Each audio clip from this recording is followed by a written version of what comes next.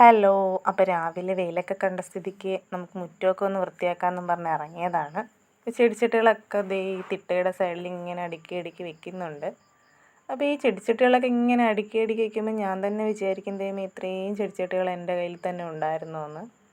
അപ്പോൾ ആ ചെടിച്ചട്ടികളൊക്കെ ഇങ്ങനെ ഇരിക്കുന്ന കാണാൻ നല്ല ഭംഗിയുണ്ട്. അപ്പോൾ ലാസ്റ്റ് ഈ ചെടിച്ചട്ടികൾ മാത്രം ഈ തിട്ടയുടെ സൈഡിൽ ഇങ്ങനെ അടുക്കി വെക്കാമെന്ന് വിചാരിച്ചു.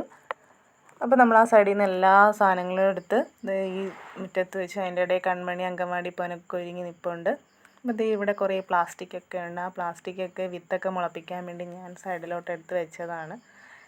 ഇതാ ഇവിടെയൊക്കെ എല്ലാം നന്നായിട്ട് ഈ പോച്ചയൊക്കെ പിഴുതൊന്ന് ക്ലീൻ ചെയ്യണം. പോച്ചയൊക്കെ പിഴുകാൻ പാടൊന്നുമില്ലായിരുന്നു, കാരണം കൃഷിയൊക്കെ ചെയ്യുന്നതുകൊണ്ട് മണ്ണെല്ലാം കിളച്ചിട്ടേക്കുമായിരുന്നു.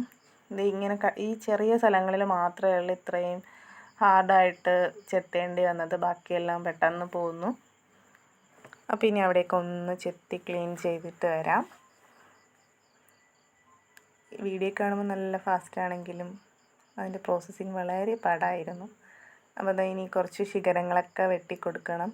വെയിലൊക്കെ വളരെ കുറവായതുകൊണ്ട് ഇതെല്ലാം ഒന്ന് കോതി കൊടുക്കാമെന്ന് വിചാരിച്ച് എല്ലാം ഒന്ന് കോതി കൊടുത്തു.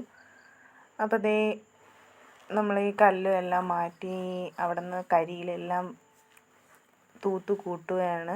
അപ്പോൾ ഈ കരിയിലൊന്നും തൂത്ത് കൂട്ടി കത്തിക്കാനല്ല, ഇതൊക്കെ ഇനി നമ്മൾ ചാക്കിലാക്കി വെച്ചേക്കും. ഈ കൃഷിയൊക്കെ തുടങ്ങും, തൈയൊക്കെ നടുമ്പോഴത്തേക്ക് ഈ കരിയിലയും പോച്ചയൊക്കെ നിറച്ചിട്ടാണ് നമ്മൾ അതിൻ്റെ മേളിൽ മണ്ണൊക്കെ ഇട്ടിട്ടാണ് വിത്തൊക്കെ നടുന്നത്. അപ്പോൾ ഇതൊന്നും കത്തിക്കാനുള്ള എല്ലാം. അപ്പോൾ മഴയൊക്കെ ആയതുകൊണ്ട് ഈ തറയൊക്കെ നല്ല കട്ടിയായി. അപ്പോൾ എല്ലാത്തിൻ്റെയും മൂടൊക്കെ ഒന്ന് കിളച്ച് റെഡിയാക്കി കൊടുക്കുന്നുണ്ട്. അപ്പം നമ്മൾ മുളകെല്ലാം ഇപ്പുറത്തെ സൈഡിലോട്ടാണ് നിന്നത്. അതിനകത്ത് നല്ല മുളകൊക്കെ പിടിച്ച് പൂത്തൊക്കെ നിൽപ്പുണ്ട്. അപ്പോൾ ഇനി അതിനെ ഞാൻ ഇപ്പുറത്തെ സൈഡിലോട്ടാക്കാമെന്ന് വെച്ച് ഇവിടെ ചെടിച്ചട്ടിയൊക്കെ പോയതുകൊണ്ട് അവിടെ കുറച്ചുകൂടെയൊക്കെ സ്ഥലം കിട്ടും. അല്ലെങ്കിൽ എനിക്ക് ചെടികളുടെ സ്ഥാനം അങ്ങോട്ടും ഇങ്ങോട്ടും മാറ്റുന്നൊരു സ്വഭാവമുണ്ട്. അപ്പോൾ ചാക്ക് ഒരെണ്ണം കീറിപ്പോയതുകൊണ്ട് ഒരു മുളക് ചെടിയെ തറയെ നടേണ്ടി വന്നു.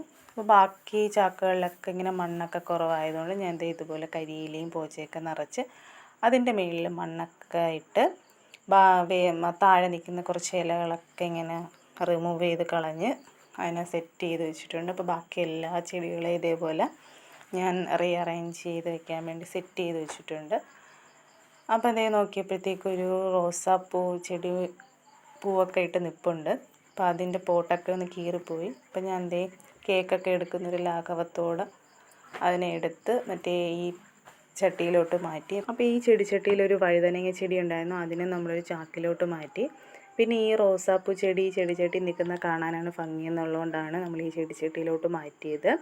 ഇനി ബാക്കി എല്ലാ ജോലികളും കഴിഞ്ഞ് നമ്മളെല്ലാം സെറ്റ് ചെയ്ത് വെച്ചിട്ടുണ്ട്. അപ്പോൾ വീഡിയോ എല്ലാവർക്കും ഇഷ്ടമായെന്ന് വിശ്വസിക്കുന്നു. താങ്ക്